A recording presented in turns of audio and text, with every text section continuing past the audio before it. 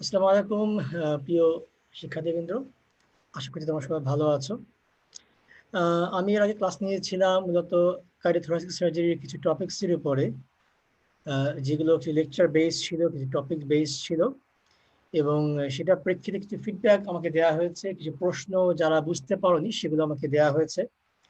গত একটি ক্লাস এবং আজকে দুটি ক্লাস আমি চেষ্টা করছি যে কিছু কোয়ারিজ যেগুলো আছে, তোমাদের প্রশ্ন যেগুলো তোমাদের সমস্যা হচ্ছে বা বুঝতে পারছো না, সেগুলো নিয়ে একটু আলাপ করার জন্য। আমি মূলত প্রশ্ন উত্তরগুলো একটু আলাপচারিতার মাধ্যমে বলে যাব, একটু বুঝিয়ে দেওয়ার চেষ্টা করবো। তোমরা টেক্সট বইটা পড়ে, রেফারেন্স বুক পড়ে এটাকে একটু ক্লিয়ার করে নিও। এরপরে যদি কোনো কোয়ারিজ থাকে, বুঝতে সমস্যা হয়, অবশ্যই আমাকে জানাবে, আমি চেষ্টা করবো সেগুলো নিয়ে আবার কথা বলতে। তো আজকে আমার সেকেন্ড যে লেকচারটা, সেটা মূলত কিছু প্রশ্নের ভিত্তিতে করা। আমি চলে যাচ্ছি ক্লাসের মধ্যে। এখানে আজকে টপিকসটা মূলত এখানে আছে আমাদের চেস্ট ড্রেন নিয়ে, indication of chest drain tube. এটার মূল কথা বলার আগে আমি একটা সাদামাটাভাবে যদি বলতে চাই, আমাদের চেস্ট ক্যাভিটির ভিতরে বাতাস, পানি, পুজ, রক্ত, এটা জমে গেলে আমরা সেটাকে ড্রেন করি চেস্ট ড্রেন টিউব দিয়ে। এটাতে ইন্ডিকেশন, বেসিক ইন্ডিকেশন। আর সাথে একটা যোগ হবে যে পোস্ট অপারেটিভলি, অর্থাৎ থোরাসিক সার্জারি বা কার্ডিওথোরাসিক সার্জারি যখন পারফর্ম করি, যখন আমরা বুকে কোনো অপারেশন করি, তখন সেই যে সাইডে করি সেই সাইডে একটা টিউব দিয়ে আসি, যেন কোনো কালেকশন থাকে সেটা বেরিয়ে যায়। তো মূলত যদি আমি বলি ইন্ডিকেশনটা কি চেস্ট ইনসার্শন করার জন্য, সেটা হচ্ছে নিউমোথোরাক্স। এটাকে একটু ডিটেলস কেউ লিখতে চায়, tension pneumothorax, spontaneous pneumothorax, recurrent pneumothorax, এগুলো সব আলাদাভাবে লেখা যায়, তাদের পয়েন্টটা বাড়বে বা লেখার সময় থাকলে সেটা লিখতে ভালো লাগবে।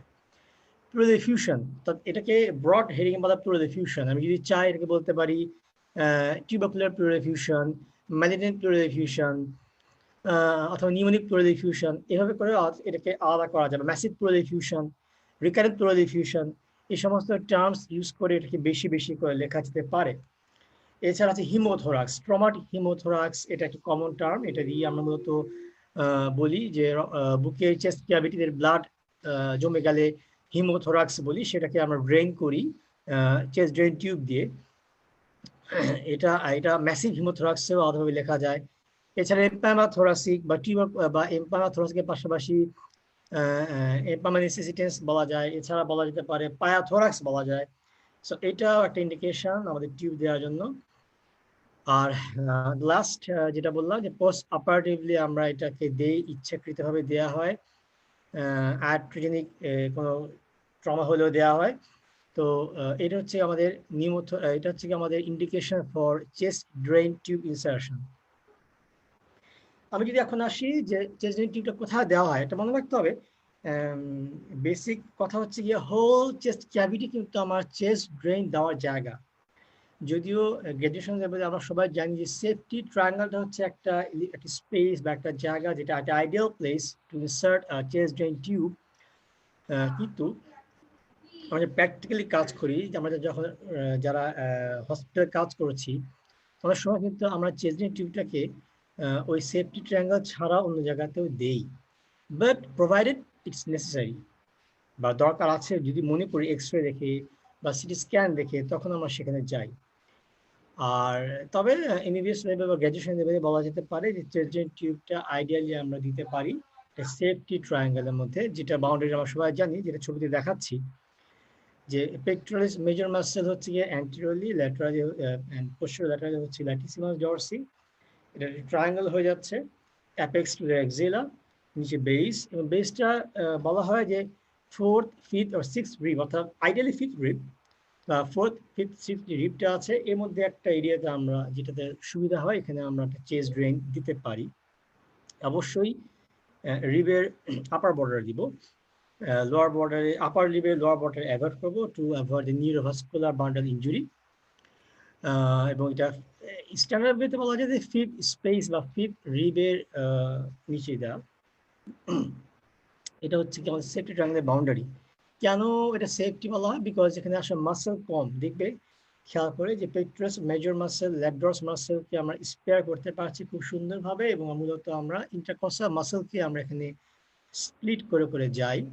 আর অবশ্যই স্কিন সাবকিউটানিয়াস ফ্যাট কেটে ফেলতে হয়, পুরাকে ব্রিজ করতে হয়। সো যেহেতু এই জায়গায় মাসেল কম বা কোনো ধরনের মেজর ভেসেলস নাই, তাই এটা একটা safe place to insert a chest drain. কিন্তু ধরে নাও একটা পেশেন্টের পাস বা ফ্লুইড জমা আছে একদম ব্যাকে, চেস্ট ক্যাভিটির ব্যাকে, পিছন দিকে, জাস্ট বিহাইন্ড স্ক্যাপুলা বা একদম ব্যাকে, যেটা সামনের দিক থেকে আমি টিউব দিই, ওই যে একটা ক্যাভিটি তৈরি হয়েছে, একটা কম্পার্টমেন্ট তৈরি হচ্ছে আলাদাভাবে, সেটা ব্রিজ করা যাবে না, তখন সেই টিউব দিয়ে লাভ হবে? নো। তখন কিন্তু আমাকে সেইখানে টিউব দিতে হবে, অর্থাৎ ব্যাকে দিতে হবে টিউব। সো যেটা বলতে চাচ্ছিলাম, basically whole chest cavity is a place to insert a chest tube if necessary. Otherwise, in case of pneumothorax, massive effusion, massive hemothorax, এগুলো ক্ষেত্রে আমরা মূলত সেপ্টিক ট্রায়াঙ্গেলকেই চুজ করে নিই এবং এখানে আমরা চেস্ট ড্রেন টিউবটা ঢুকাই। আমি যেটা বলেছি যে চেস্ট ড্রেন টিউবের বাউন্ডারিটা, এটা এখানে একই কথা বলা আছে। lateral border of pectoralis major muscle anteriorly, posteriorly on latissimus dorsi আসছে, inferiorly এটা হলো লাইন তৈরি করে রিবটা বেসিক্যালি স্পেস, সেটা দিয়ে আমরা একটা ট্রায়াঙ্গেল পাই এবং সেখানে আমরা টিউবটাকে ঢোকাতে চেষ্টা করি আমরা যেন নিউরোভাস্কুলার বান্ডেলটাকে অ্যাভয়েড করা যায়, to avoid injury to the intercostal vessels and nerves. প্রত্যেকটা সার্জিক্যাল প্রসিডিউরে একটা থাকে ইন্ডিকেশন, থাকে একটা কমপ্লিকেশন। কিন্তু এটার একটা আছে যেটা মূলত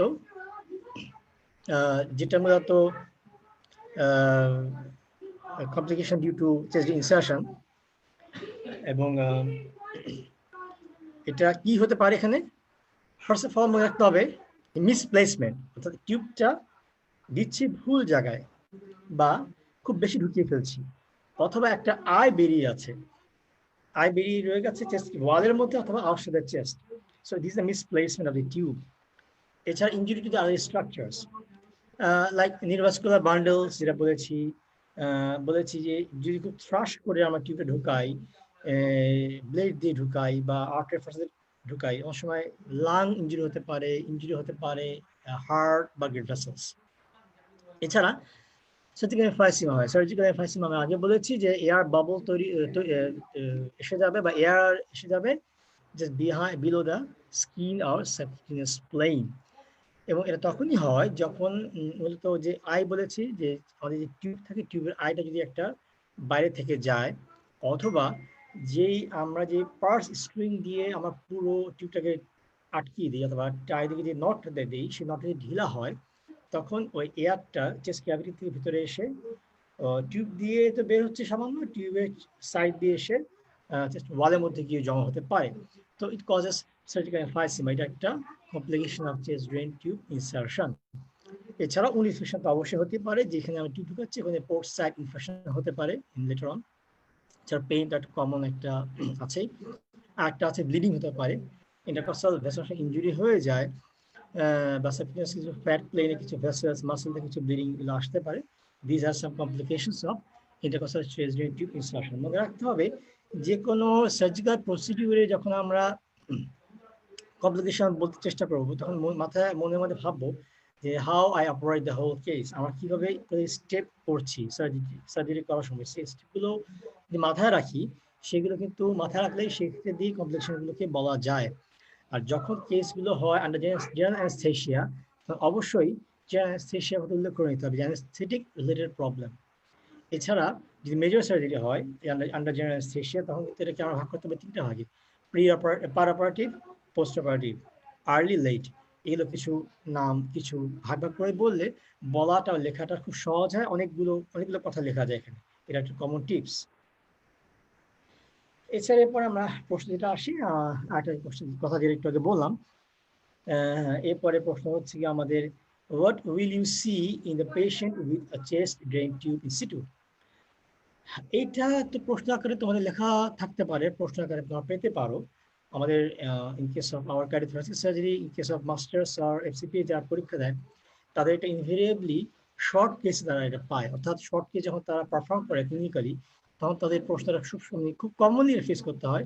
একটা পেশেন্ট দেওয়া থাকে with chest drain tube in situ, এবং সেটাকে দেখে প্রশ্ন করা হয় যে এই যে ড্রেন ব্যাগটা দেওয়া আছে তোমার পেশেন্টের বুকে দিয়ে, যে টিউব দেওয়া আছে, সো তুমি দেখে বলো এটা কেন বা কি। সো এটা একটা কমন প্রশ্ন, তুমি কি দেখবে?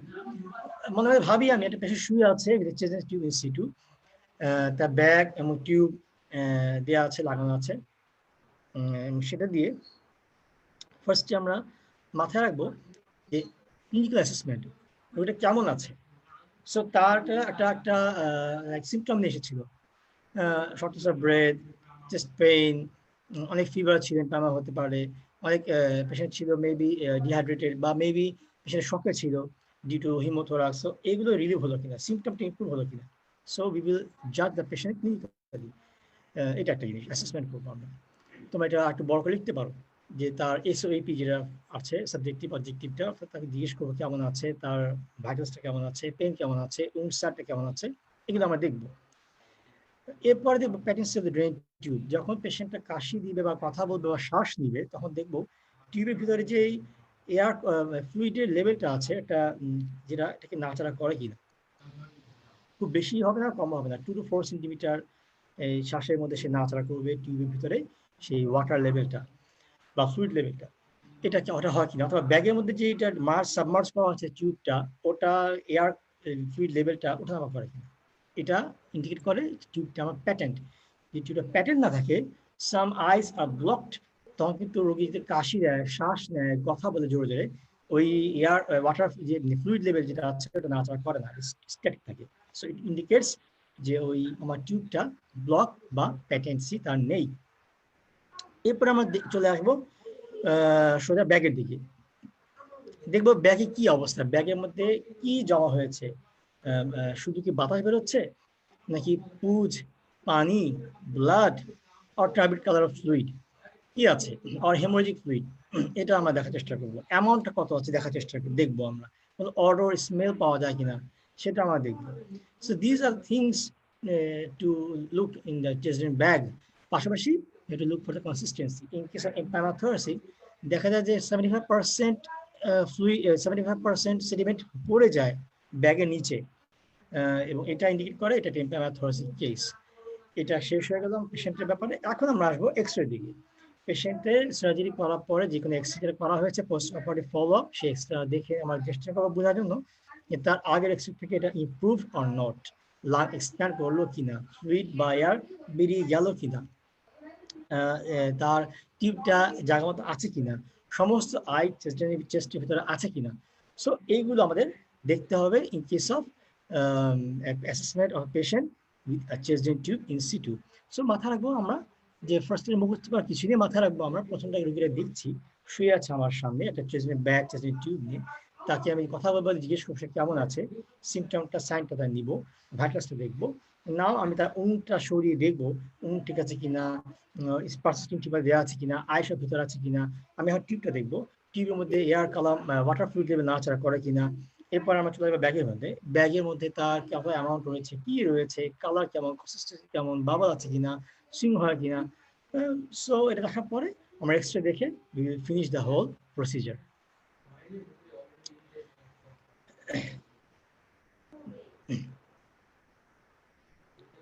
এরপরে আমরা আসি সার্জিক্যাল এম্ফাইসিমা সম্বন্ধে। সার্জিক্যাল এম্ফাইসিমা বলতে আমি একটু আগে বলেছি যে এটা আসলে সাবকিউটেনিয়াস প্লেইনে প্রেজেন্স অফ এয়ার, এবং এটা মূলত চেস্ট টিউব দেওয়ার প্রপারলি হতে পারে।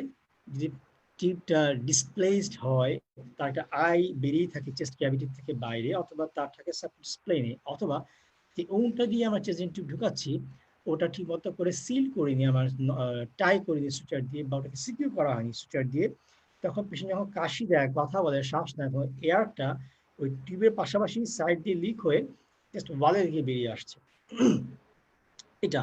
এবং সেটা বেরিয়ে কিন্তু অনেক সময় এমন রোগী আমরা পাই যে তার পুরো চেস্ট ওয়াল একদম ফুলে যায়, যখন আমরা হাত দিয়ে চাপ দিব ক্রেপিটেশন পাওয়া যাচ্ছে, ক্র্যাকলস পাওয়া যাচ্ছে, তার গলা ফুলে যাচ্ছে, ইভেন তার হোল ফেস আইলিড পর্যন্ত ফুলে যায়, কারো আর্ম ফুলে যায় ওই সাইডে, কারো কারো নিচের দিকে গিয়ে সেটা স্কটা পর্যন্ত ফুলে যেতে পারে, এমন পেশেন্ট আমরা পেয়েছি। So this all are surgical emphysema. তবে অনেক সময় এমন হয় যে পেশেন্টকে চেস্ট টিউব দেওয়া হয় নাই, কিন্তু সার্জিক্যাল এম্ফাইসিমা নিয়ে আসছে। বুঝতে হবে পেশেন্টের কোনো একটা এয়ার লিক আছে ফ্রম দ্য লাং। সো ওই লাং থেকে এয়ারটা বেরিয়ে গিয়ে ওয়ালে গিয়ে চেস্ট ক্যাভিটি যে জমা হয়েছে, চেস্ট ক্যাভিটি কোনোভাবে ব্রিচ হয়ে সেটা চলে এসছে সাবকিউটেনিয়াস প্লেনে, কোনো একটা পথ থেকে সে চলে আসছে। সো বেসিক্যালি এয়ারটা চলে আসে ফ্রম লাং, তো ওটা জমা হয় just below the just beneath the skin subcutaneous plane. তো এটা হচ্ছে কি আমাদের বেসিক্যালি একটা কজ বা একটা জিনিস এমফাইসিমা। হাউ উই ম্যানেজ, মনে রাখতে হবে ফার্স্ট যখন রোগীটাকে আমরা পাই, আমরা আগে কজটাকে আইডেন্টিফাই করার চেষ্টা করি। এটা কি টিউব দেওয়ার পরে হলো না টিউব দেওয়ার আগেই ছিল? এক। দুই নম্বর হচ্ছে কি যদি টিউব দেওয়া থাকে সমস্ত আয় ভিতরে আছে তো, তার প্রসেস টিউব টাইট কিনা, টাইটেন্সি আছে কিনা টিউবের মধ্যে, এক্সট্রা দেখবো আমরা লাক এক্সপ্যান্ড করলো, এগুলো আমরা জেনে নেওয়ার চেষ্টা করি। এবার পেশেন্টকে জিজ্ঞেস করি যে আপনার এই ফোলাটা কবে থেকে, কতদিন ধরে বা কত ঘন্টা ধরে, এটা কি ফুলছেই এক্সপ্যান্ডিং আর একই রকম আছে, এবং রোগীর শ্বাস প্রশ্বাস কেমন আছে, শ্বাসকষ্ট আছে কিনা, অক্সিজেন লেভেল কেমন আছে, এগুলো আমরা আগে অ্যাসেস করার চেষ্টা করি। মনে রাখতে হবে সার্জিক্যাল এমফাইসিমা ইজ কন্টিনিউয়াসলি, যদি টিউব দেওয়া থাকে পেশেন্ট, যদি টিউব নাও দেওয়া থাকে পেশেন্টের, ধরে নিচ্ছে একটা পেশেন্টের ট্রমা হয়েছে, পেশেন্টের সার্জিক্যাল এমফাইসিমা হয়েছে, স্টেবল আছে, এক্সপ্যান্ডিং হেমাটোমা, এক্সপ্যান্ডিং এমফাইসিমা না, ইট রিজলভস স্পন্টেনিয়াসলি উইদিন 7 to 10 days। যদি within this 7 to 10 days এটা স্পন্টেনিয়াস রিজলভ না করে, on the other hand it's expanding gradually এবং it's occluding the hole, occluding his airway, patient শ্বাস প্রশ্বাস নিতে কষ্ট হচ্ছে, শ্বাসকষ্ট হচ্ছে, গলা সব বসে গেছে, পেশেন্ট ইজ ফিলিং চোকড, তখন কিন্তু মনে রাখতে হবে আমাদের এখানে আর কনজারভেটিভ কোনো ম্যানেজমেন্ট করা যাবে না, উই হ্যাভ টু ইন্টারভেন, চেস্টের টিউব দিতে হবে। আবার এমন হয় অনেক রোগী আছে চেস্টের টিউব দেওয়া আছে, due to some reason like haemothorax, pneumothorax or some infusion, he or she developed surgical emphysema, আমার টিউব প্যাটার্ন করা আছে, তারপরও তার সার্জিক্যাল এমফাইসিমা হচ্ছে, তার শরীর ফুলে যাচ্ছে, কমছে না, রিজলভিং হচ্ছে না। অনেক সময় সেক্ষেত্রে আমরা একটা চেস্টের টিউব দেই আগেরটার উপরে বা নিচে, অথবা এক্সরে করে দেখি যে তার অপোজিট লাংসে লাগবে কি। কেন দেওয়া হয় একটা টিউব? বিকজ তার যে পরিমাণ এয়ার জমে গেছে বেরোচ্ছে, দ্যাট ইজ নট সাফিসিয়েন্ট একটা টিউব দিয়ে বেরিয়ে যাওয়ার জন্য, তাই ডাবল টিউব তাকে দিতে হয়, তখন আমরা একটা টিউব দেই। সো বেসিক্যালি যদি ম্যানেজমেন্টের কথা বলি, management first conservative, assurance to the patient, patient is follow up regularly, এক্সরেতে এবং ক্লিনিক্যালি। যদি এক্সপ্যান্ডিং হয়, পেশেন্টের সিমটম যদি অ্যাগ্রাভেট করে যায়, এক্সরে আরো খারাপ হয়ে আসে, then we put another then we put a tube to drain the air, এবং যদি দেখা যায় যে টিউব একটা দেওয়ার পরে এটা হচ্ছে এবং পেশেন্ট আরো খারাপ হয়ে যাচ্ছে, তখন আমরা একটা টিউব দিতে পারি। আমরা এখন আসি নিউমোথোরাক্সে। নিউমোথোরাক্সের ব্যাপারে যেটা বলতে চাই, এটা আমরা আগে পড়েছি, আমি আজকে একবার বলে দিচ্ছি যে এটা সহজ ভাষা বলতে গেলে it is accommodation of air inside pleural space, not in the lung, not in the chest cavity. আমরা জানি ভিসেরাল প্লুরা এবং প্যারাটাল প্লুরা দুটো স্পেস, দুটা পর্দা আছে, তার মাঝখানে একটি স্পেস থাকে, খুবই মাইনিউট স্পেস, যেটা usually filled with pleural fluid. কখনো কখনো ওখানের মধ্যে এয়ার চলে আসতে পারে, এবং উইথ সেকেন্ডারি কোলাপস, এটা খুব জরুরি term, accumulation of air in pleural space with secondary collapse of lung, অর্থাৎ লাংটাকেও সেই এয়ারটা বসিয়ে দিবে, লাংটা সরে যাবে, বসে যাবে, অনেক সময় মেডিসিনটা শিফট হয়ে যায়। তো এটা কেন হয়? First of all spontaneous cause জানা যাচ্ছে না। পাশাপাশি বলা হয় রাপচার অফ প্লুরাল ব্লেবস, বুলা মানে ব্লেবস থাকে, বুলা থাকে, সেগুলো একটা ফুটো হয়ে গিয়ে সেখান থেকে কন্টিনিউয়াস এয়ারটা লিকেজ হয়, এয়ারটা লিকেজ হয়ে জমা হয় outside the lung in the plural space. অসময়ে পেশেন্টের ট্রমা কারণে ওয়াল ইন্টিগ্রিটি নষ্ট হয়, তার রিব ফ্র্যাকচার হয়ে যায়, চেস্ট ওয়ালে পুরা ব্রিচ হয়, তখন এয়ারটা এন্ট্রি হয়। অথবা মেডিসিনের কোনো ইসিফিকাস রাপচার হয়ে যাওয়ার সময় ইসিফিকাস রাপচার হয়ে সেই এয়ারটা ঢুকে যায় চেস্ট ক্যাভিটিতে, অথবা রেয়ারলি যেটা হয় গ্যাস ফর্মিং অর্গানিজম দ্বারা গ্যাস তৈরি হয়, অ্যান্ড দ্যাট ক্রিয়েটস নিউমোথোরাক্স। তো what are the clinical feature? First of all asymptomatic, এমন রোগী আমরা সময় পাই যে পেশেন্টের নিউমোথোরাক্স রয়েছে, বাট পেশেন্ট কিন্তু খুব স্বাভাবিকভাবে আছে, সে খুব একটা chest pain, shortness of breadth এগুলো কমপ্লেন করে না, কোনোভাবে রুটিন এক্সরেতে বা অ্যাক্সিডেন্টাল একটা এক্সরে করতে গিয়ে ধরা পড়ে তার একটা নিউমোথোরাক্স রয়েছে, এটা একটা সিমটোম্যাটিক ব্যাপার। What about the symptoms? Symptoms related to the pulmonary collapse, related to the amount of air inside the chest cavity বা pleural space, এয়ারটা খুব বেশি হয়, ম্যাসিভ হয় বা গ্র্যাজুয়ালি এয়ার ভরছেই, তখন পেশেন্ট কমপ্লেন করবে শ্বাসকষ্ট, ব্রেথলেসনেস কমপ্লেন করবে।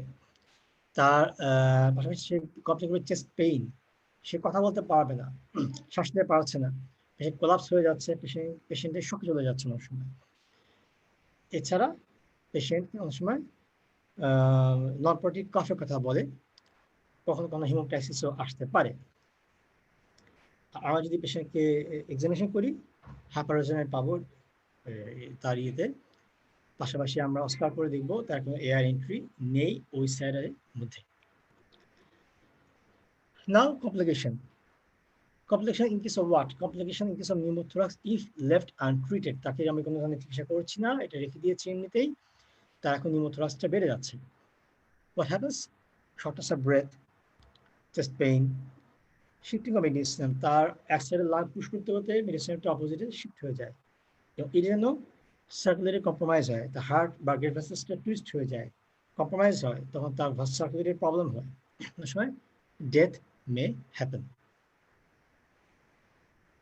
এটা খুব কমন প্রশ্ন তোমাদের থাকতে পারে, এটা আমাদের যারা post grad in cardiothoracic surgery তাদের এসসিএ বা অসপিতে এটা আসে, একটা এক্সরে দেওয়া হয় নিউমোথোরাক্সের, বা to interpret or to write down the findings what you see in the chest X-ray. So first of all, আমরা জানি যে এটা chest X-ray PA view shows a hypertranslucent area with absence of bronchoscopic marking with secondary lung collapse margin. এক কথা এটা শেষ, অর্থাৎ তার ওই জায়গার মধ্যে খুব কালো হয়ে আছে, hypertranslucent ওই জায়গাটা, with absence of bronchoscopic margin, bronchus vessels দেখা যাচ্ছে না লাংসের, এবং অন দ্য এন্ড লাং কলাপসের মার্জিনটা আমরা দেখতে পাচ্ছি। এবং এখানে দেখতে হবে যে তার নিউমোথোরাক্সের সাইজটা কেমন, ম্যাসিভ না স্মল। এছাড়া আন্ডারলাইং লাং প্যাথোলজিও দেখা যায় কিনা সেটা লক্ষ্য রাখতে হবে। কখনো কখনো আমাদের দেখতে হবে যে তার অন্য লাং কেমন আছে, যাই হোক সেটা ভিন্ন ইস্যু। চেস্ট এক্সরে যদি আমরা পাই, পিইভি যদি দেখি একটা পেশেন্টের চেস্ট এক্সরেতে হাইপারট্রান্সলুসেন্ট এরিয়া এক নম্বর, দুই নম্বর হচ্ছে আমাদের basically absence of bronchovascular marking এবং সেকেন্ডারি লাং কোলাপস, এটি হচ্ছে মূল ফাইন্ডিংস। আমাদের ট্র্যাকিয়া শিফট হয়ে যাওয়ার পরের দিকে, ওটা ইন্ডিকেট করে মেডিস্টিনাল শিফটিং। এটা হচ্ছে আমাদের ছবি, hypertranslucent area with absence of bronchovascular marking. এখানে দেখা যাচ্ছে যে ব্রঙ্কোভাস্কুলার মার্কিং সাদা সাদা দেখা যাচ্ছে, এগুলো এর তেমন নাই, এরা পুরোপুরি কালো হয়ে আছে, এবং এটা হচ্ছে গিয়ে লাং কোলাপস মার্জিন। আর এটা সিটি স্ক্যান, এখানে দেখা যাচ্ছে এটা লাং কোলাপস মার্জিন, এটা হাইপারট্রান্সলুসেন্ট এরিয়া। যদিও সিটি স্ক্যান তোমাদের দিবে না, এক্সরে বেসিক্যালি দিবে।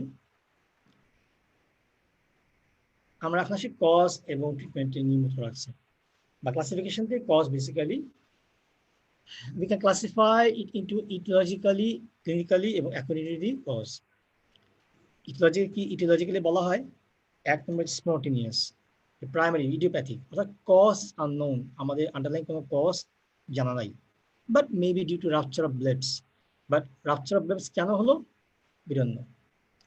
সেকেন্ডারি, এটা মূলত আমরা জানি এটা হতে পারে এয়ারওয়ে ডিজিজ যদি থাকে, ট্রমা হয়েছে, বা তার বুলাস ডিজিজ ছিল, বুলা ফেটে গেছে, অ্যাজমা আছে, সিওপিডি আছে, তার ভাস্কুলার ডিজিজ রয়েছে, সার্কোইডোসিস, নিউপ্লাজম, এগুলোর জন্য তার সেকেন্ডারি কজ, এবং সেকেন্ডারি কজ থেকে নিউমোথোরাক্স ডেভেলপ করেছে।